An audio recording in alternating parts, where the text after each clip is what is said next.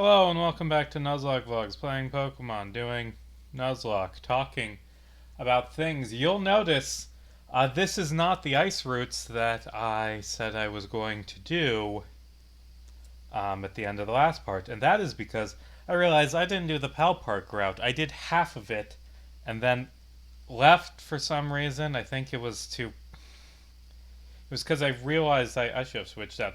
It's because I realized I missed an encounter, and then I had to go to Canalave to ensure the encounter went right. I think I only vaguely remember all this.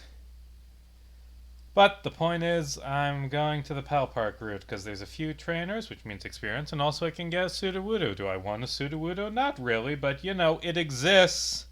It is a thing that exists. And really, isn't that good enough that no, it isn't, because Sudowoodo is just, why are so many Gen 2 Pokemon just so mediocre? It's the least power corrupt generation in that, there are a few great, good ones. There was like Skarmory, and there was Tyranitar, but there are just so many incredibly mediocre Pokemon in that generation. It's fine. It doesn't really matter. So what's going on with me? I am busy at work on that Homestuck video essay. I've got about half edited, got it all recorded and written and stuff. And I'm gonna get it out on time. I just gotta continue grinding away continue grinding away at it over the next couple days. Gonna have to do a lot of work on it tomorrow because that's Saturday, and I don't have to work. Actually, I do have to work on Saturday because I work irregular hours at my job. I don't have to work full-time Saturday. I just need to do some stuff in the morning and some stuff at night. Yeah. So I wonder if I will ever run out of things to talk about regarding Homestuck, because this is the third time I've made a video essay on it. I plan to make at least 3 more in the future. I've already announced one, and I'll bring up the idea of a second one in this video that's coming out next week. And it's just, I constantly...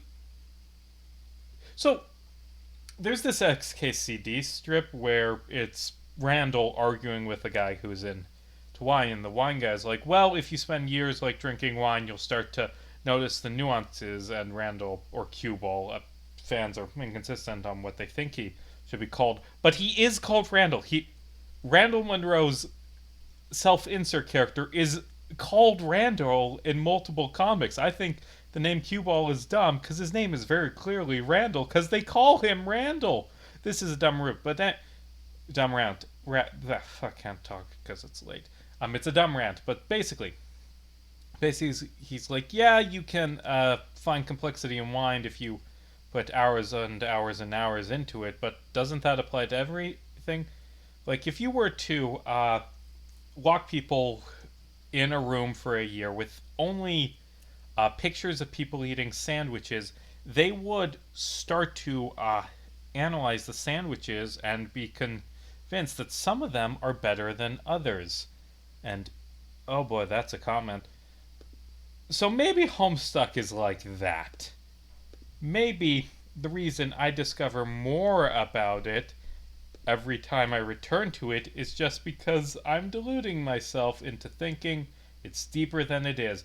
Or maybe it genuinely is just super complex and deep, and I can spend hours upon hours talking about it, and I have spent hours upon hours talking about it. Like, just as I've already recorded my entire video essay, I just, because to work on this, I need to get, like, clips from the various S animations, and that changes what the algorithm on YouTube thinks that I want to watch. So basically, I have been getting a bunch of Homestuck videos, and I sometimes watch them, and I see one, oh look, it's that you can't stop the Homestuck. That video is very bad, by the way. Why did we all love it 10 years ago? But anyway, oh yeah, in the thumbnail there's Vriska. Oh shit, I gotta talk about Vriska in this Dave video. I didn't think I would have to talk about Vriska because it's a video on Dave, and Dave barely interacts with Vriska. But nope, actually, actually Vriska's relevant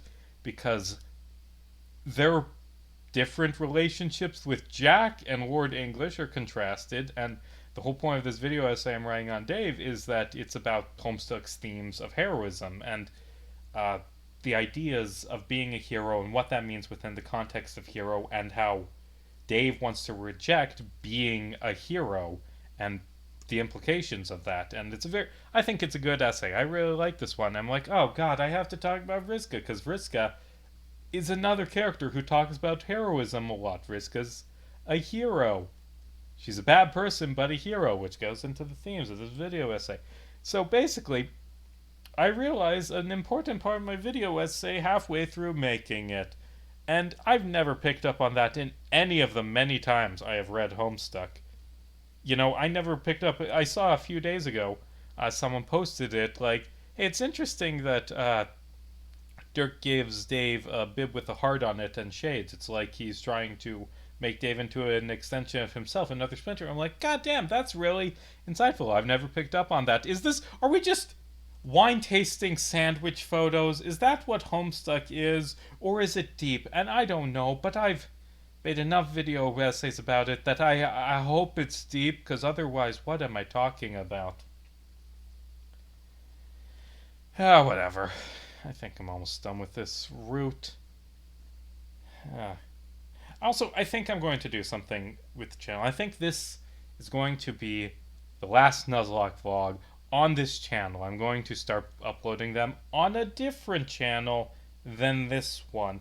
Get a second channel for like just my stuff that won't get a lot of views, so that I stop getting screwed over by the algorithm. Because I mean, I'm not doing it for views. I make videos because I enjoy making them, and I enjoy making these. But when I'm talking about things, when I have something to say, I think it is better if people watch it. And like these Nuzlocke vlogs, no one watches them, so they go down. Like, people do sometimes watch the D&D stories. I've started to get views on the D&D. Actually, I've started to get views on the recent D&D stories. Like the last three, starting with my party accidentally destroyed the universe, have been getting like 60 views each, which is good for that series, which usually gets about 20 to 30 views. The old ones still have, but the old ones still have 20 to 30 views is the thing. So like, people aren't going back and watching the old ones, which I guess I shouldn't demand that, but that's kind of relevant for the plot. Like, it's an ongoing, very story-based narrative. Like, you sure you don't want to know any of the context for this? I'm gonna switch out because I don't want to lose my Magnezone. Whatever. I only have 2 more parts of Torchbearers. I realized this week that I'm very close to being done writing the Disney essay. I just have to do the 2 Frozens, and then Moana and Raya and the Last Dragon. I'm very close to having that big essay written, and I plan to start filming in early November. I'm going to start working on this one earlier than I normally start working on my big video essays, because this one is so massive. Speaking of massive video essays, I like massive video essays that are just so in-depth. Like, I've talked before that I really like Quentin reviews of stuff, and there was this one video essay I saw that was just 10 hours recapping the plot of the entire Mega Man series, which is, admittedly, it's like 30 games. And the guy who made that, I do not remember that man's name.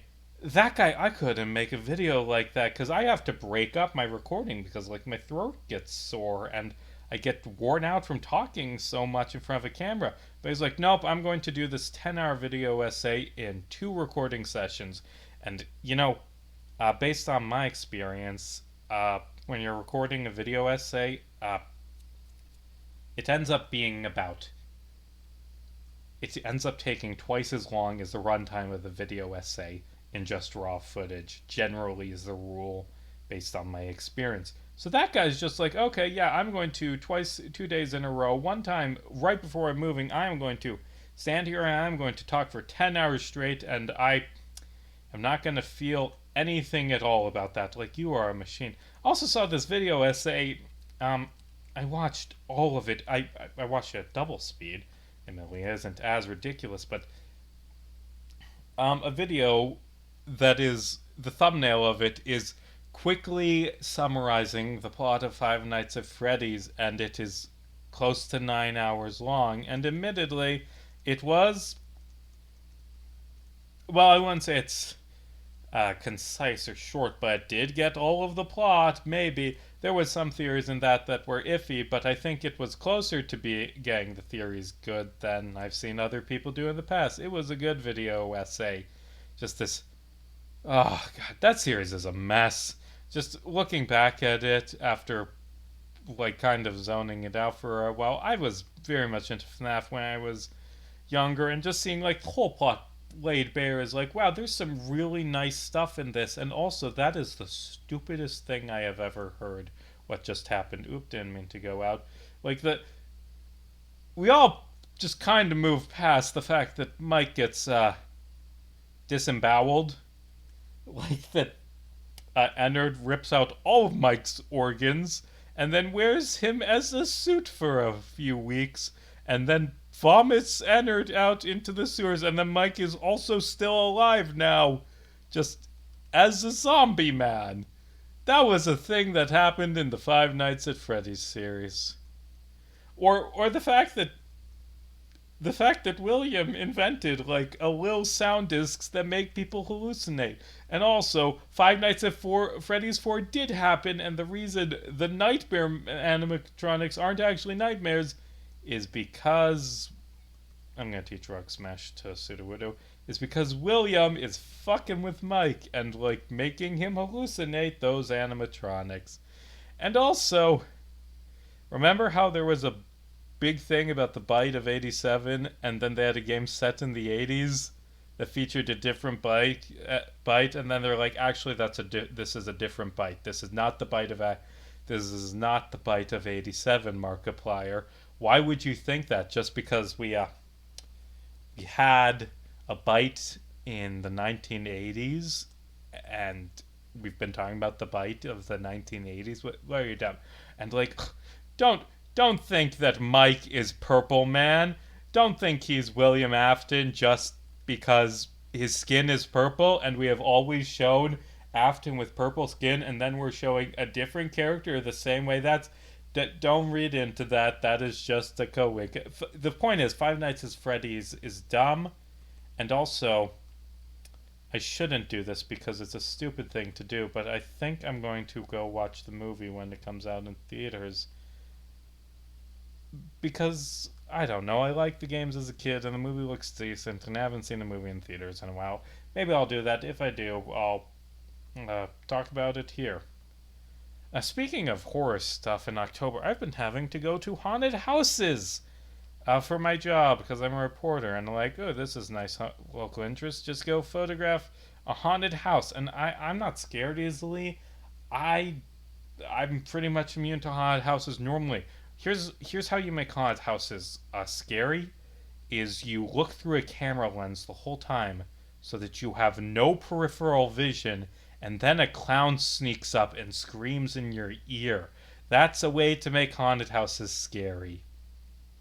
But no, it was good. Although the one I had to go to two haunted houses 2 nights in a row. The one I went to last night, I got stuck with a group of it was like an elderly couple and their 3 grandchildren, and the grandchildren are very young, like 5 to 7 age range, and they start bawling. They are scared of the haunted house because it's a horror attraction that is meant to be scary, and the grandparents are just like, oh, stop crying, stop being scared, it's not scary.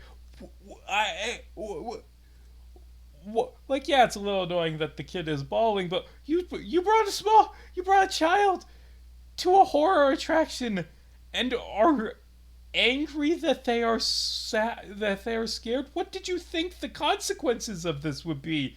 Random mean old couple. Ah, God, I hate fog. I can't see shit in here. Oh, what else is going on? I'm back on writing Miss Valley. I fell off that for like 2 months, which is never something you want to do for a project, but I think I'm back. I wrote the last 2 nights, and I think I'm going to try and get it done by year's end. Maybe.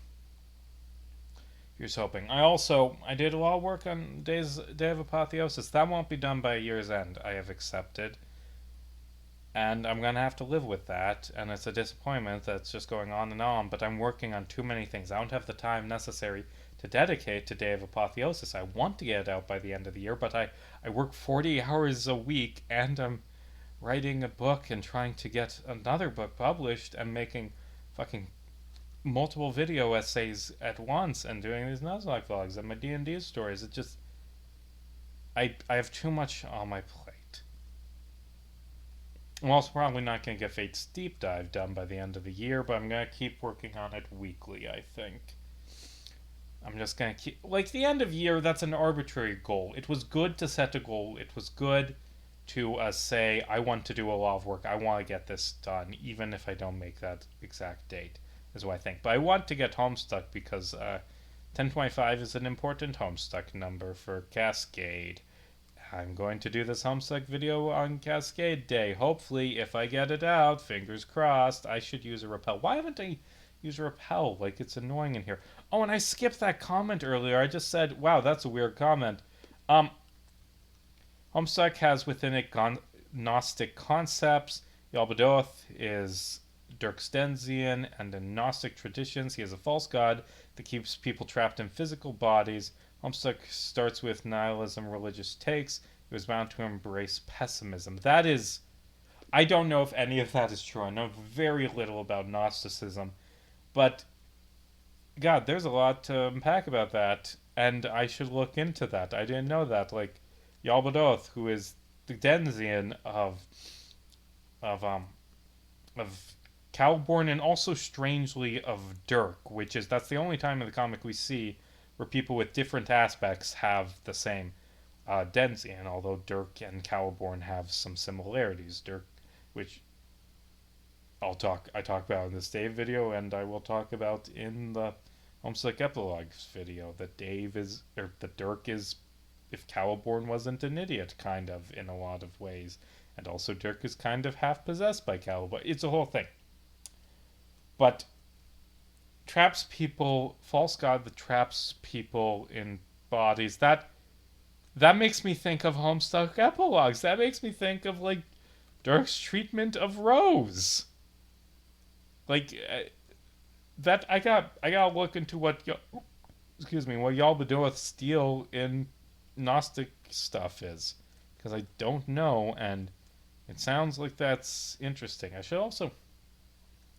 I'm pretty sure Timaeus, which Timaeus specified Dirk's name is a reference to as a philosopher, like ancient Greek philosopher, something like that. That's another thing to look into. Oh no, I'm homestucked out. I'm going to have to go into hibernation for another 4 months until I start working on this next video essay. And also, this is foreshadowing. In the Homestuck Epilogues, I'm going to be talking about Barney Gumble and comparing a character to Barney Gumble. And your guess, I will give 50 cookies, 50 cookie points, just imaginary number, to anyone who can in advance figure out what Homestuck character I am going to compare to Barney Gumble. Because I just realized tonight, like, oh yeah, this character's kind of like Barney Gumble. I've lost my fucking mind. I've read Homestuck too many times. This can't be mentally healthy. I'm going to, in a few years, when I go to jail for the things I'm not going to say that I'm going to do, but you get... When I eventually go to jail for political crimes, they're going to ask, what broke your brain and made you drive to terrorism? And my answer is going to be, I read Homestuck like 6 different times. And they'll be like, oh yes, and then I'll go to an asylum instead of jail because I cannot be held responsible for my actions. Hashtag I'm 14 and this is deep. Yeah. So Rick and Morty's back, but I don't have much thoughts on the newest episode, but hey, that's back, and the replacement Royland sounds pretty good. There's 2 of them, and they seem to be doing decent in their role. I wish them luck. I don't actually know much about the Royland situation, but from what I've heard, he's a prick. Which, yeah, that sucks. Um, and probably I can understand that like people who work on shows don't want to fucking be around that guy all the time because he's a prick, and you know, I don't know. But what else? What else? There was something else. The latest season of the Adventure Zone stopped, and like I knew they were in Gang Game. I didn't expect this latest episode to be the end, and I do like that it was a con. That they have like a sudden plot twist, or I shouldn't spoil it, but they have a sudden plot twist, and then it reveals that the con man protagonist just made it up, and it worked, and that was effective because I didn't really like that twist, but I do like it being a con. Wait, I can catch Pokemon on this route. I can get another Pokemon, another team member, friend. Add to the team. Come on, let's just kill this Ambipom, which is... Man, that's a lame Pokemon. I feel nothing towards Ambipom. And also, I started watching Castlevania Nocturne, which I've only watched the first 3 episodes, but I thought it was decent. But it has that Netflix Castlevania thing where it's... Oh, that's annoying that you lowered. Where Netflix Castlevania, it is always just every single bit of it is the weirdest paced show I've ever seen. It's such an oddly paced show, especially season to season, and a lot of the individual seasons are badly paced as well. But you know, it has good acting and well written characters and stellar animation, so I like it. And we'll see how this story about like French Revolution and but there's vampires and honestly making the nobility vampires and also vampires in control of Haiti, that I like that as a plot, and like there's themes in that, and I like me some themes. Everyone likes themes. Okay, what we got? What we got? Roll the ghost upon Sneasel. I'm not opposed. I like Sneasel. I like this. Let's go. Still resist dark, so you can't hurt me that way. Okay. I wish I shouldn't have wasted my Dusk Ball. Don't have another one, so let's try an Ultra Ball. Get in the ball, Sneasel. Sneasel, as I find a name for you. Uh, that's not a good name, but I'll take it. Because I'm going to catch this Sneasel, and this is my 6th team member, because Weavile is cool. And fixes my team's problem with ground. Fixes my team's problem with ground. Because I have an ice type now. Oh, this is good. And I'm going to name you Brandon. Hold on. Brandon. There, didn't pop up initially. Or, not Brandon. Brastian Sky Warrior. Why'd I read Brandon? I don't fucking know. Yeah. Brastian, who says... Aridin should have survived and none shit alongside Gamzee for a while. Then he could join the contents later on. I think he could have made a good villain. I don't. Okay, that's not gonna happen just based on Gamzee and Aridin. They have completely different like goals and motivations. That Aridin is a coward who thinks, oh, if I side with Jack Noir, he won't kill me. And if he had succeeded, Jack Noir would have chopped his head off immediately. Aridin's an idiot. And Gamzee is mind controlled into being a servant of Lord English, who, like, I guess you could have had, like, Aridin, like, swears fealty to Lord English because, like, ooh, maybe I'll survive that way. Um, but I don't know if Aridin really surviving adds much or anything, really. Like, cause, like, with Gamzee as the bad guy, he is this. He's just this evil wild card who is running things behind the scenes. He's this silent uh, murderer, and Aridin is way too arrogant to do that. I don't think Aridin could have worked like that. I think Aridin's character is satisfying as a tertiary antagonist as he is. But I don't know. That's all opinion. Yeah. Like I don't see what you would get from that. What so like if he's working with Gamzee, I assume that means a lot of the duties Gamzee like. So he's saying that Aridin will be one like selling potions to Jane and fusing together his dead friends who he murdered into new people. I don't know. I'll get your deal, Bracian, but you gave me a Sneasel, and I thank you for that. And if I want to go get that Sneasel, I am going to have to fly back, but I will do that off screen because I don't hate you. And you can't warp to this place, which means you have to go through the route again. Wait, hold on. Is this a new route or is... No, it's not until you go through the trees. So I'm going to go get Sneasel off screen, and then I will see you guys next week on a different channel. I'll put a link to it in the description.